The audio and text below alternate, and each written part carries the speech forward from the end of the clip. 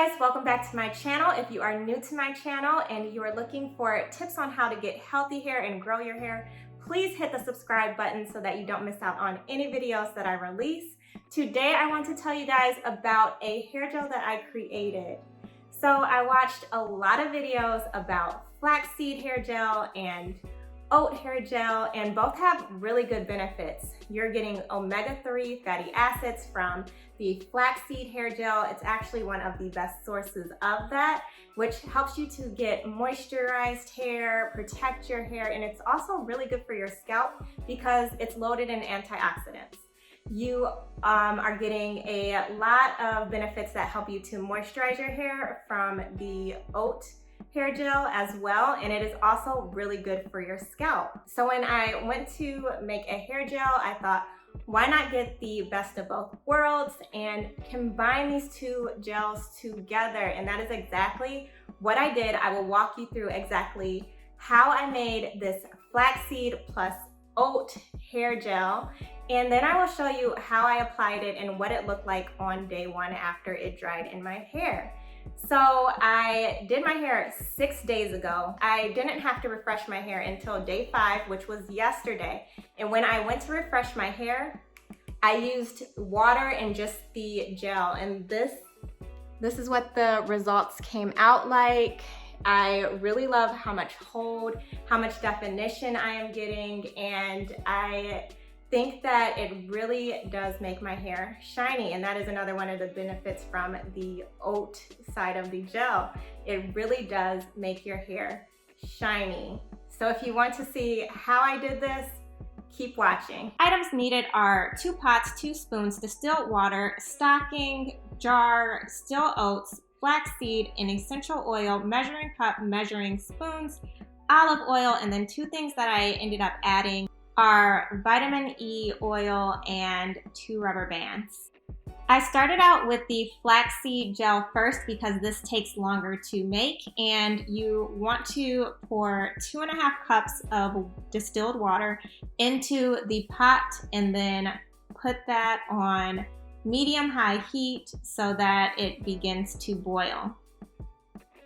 While the water is warming up, you want to add a 1/4 cup of the flax seeds to the water. Then I waited a few minutes and I decided that I should start the oat gel. And for this, you will need another pot. You will pour 2 cups of water in this pot, and I put this on medium-high heat as well. Then I added 3 tablespoons of the still oats to the water and waited for that to begin to boil as well. As the water begins to get hot and boil, you do want to stir both occasionally. The oats did start to boil much faster than the flax seeds, so I wanted to check in 4 minutes after these started to boil, just so you can see the consistency. It wasn't ready yet. You do want to boil for 10 minutes, so we do still have 6 minutes on the timer right now. And the oats did cook a lot faster. You probably can't see through the smoke, but it is a lot thicker than the flaxseed right now. Checking back in, this is now 10 minutes boiling, and you can see the flaxseed is pretty thick. It's looking like a gel consistency. So I'm moving it off the eye to stop cooking. And the oats are just about there too. It's not a gel consistency yet, but it is much thicker, and that's what we want. So I have to sit the flaxseed to the side because that needs to sit for 45 minutes to cool. And I am going to work on the oats in the meantime.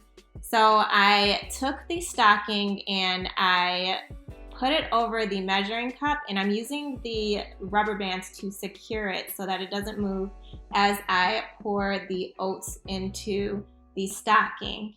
And this is just going to allow the liquid to go right through the stocking and into the cup. And you can see it's draining right now. So since it already started to drain a lot, I wanted to move the stocking even higher up so that more of the liquid can drain through, and I can add more oats to it to get more liquid at the bottom.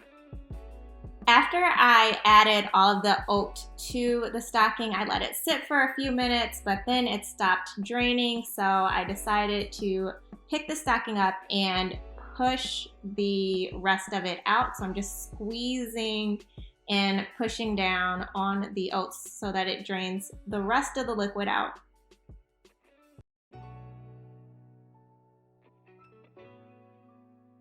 And then I just stirred it up and sat it to the side.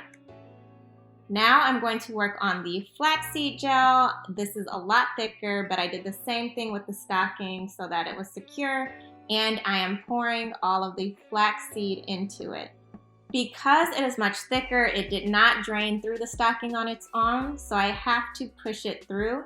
I'm applying a rubber band at the top so that the gel doesn't come through the other side, and it's just easier to grab it and squeeze the gel out. Again, this was even harder to squeeze out than the oat gel, but I just continuously go through and squeeze and squeeze and squeeze until I feel like I have enough gel and that all of the gel is out of the stocking. Then I combined the oat gel with the flaxseed gel. I just poured all of the oat gel in and stirred it up. And I am adding the vitamin E oil, 3 teaspoons. I added 2 more after this because I didn't know how much I needed to actually preserve it.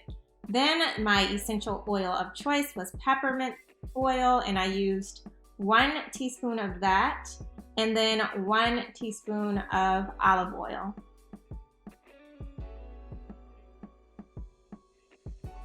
And that is it. Then you just pour the mixture into a jar, add the cap on top, and throw it in the refrigerator so that it preserves even longer.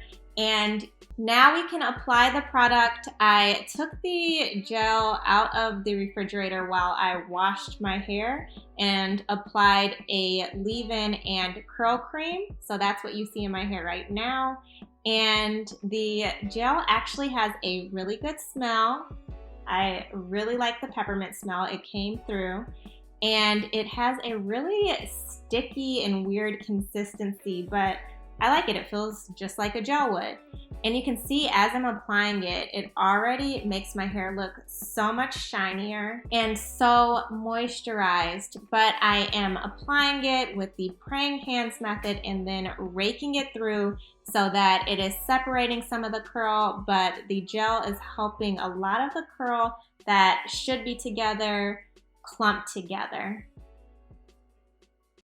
I'm just continuing through each section of my hair, going through the same process. And as you saw before, I am only sticking 2 fingers into the gel and then applying it to my hair. Now I stuck 1 finger in and I'm slicking my hair down, and that actually held my hair down for a couple days. It worked very well. But I think sticking 2 fingers in and pulling some gel out and applying it to each section worked well, but I think next time I'm going to try to add a little bit more gel and probably just use a little bit less of a curl cream during my next wash and go. Now that I've finished all of the sections, I'm just scrunching my hair up, and then I'm going to spend about 2 hours letting my hair air dry, and I will be back on the camera to show you those results.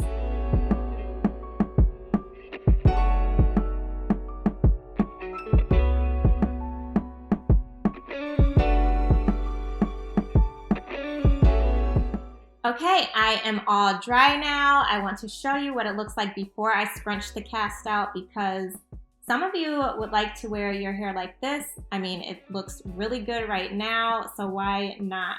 But I like to always scrunch my cast out, and I was really concerned because as it was drying, I didn't feel that hard cast on my hair like I normally do. It actually felt pretty soft, but you can still see there's a lot of hold there. And now I am just fluffing my hair out to get it all in place.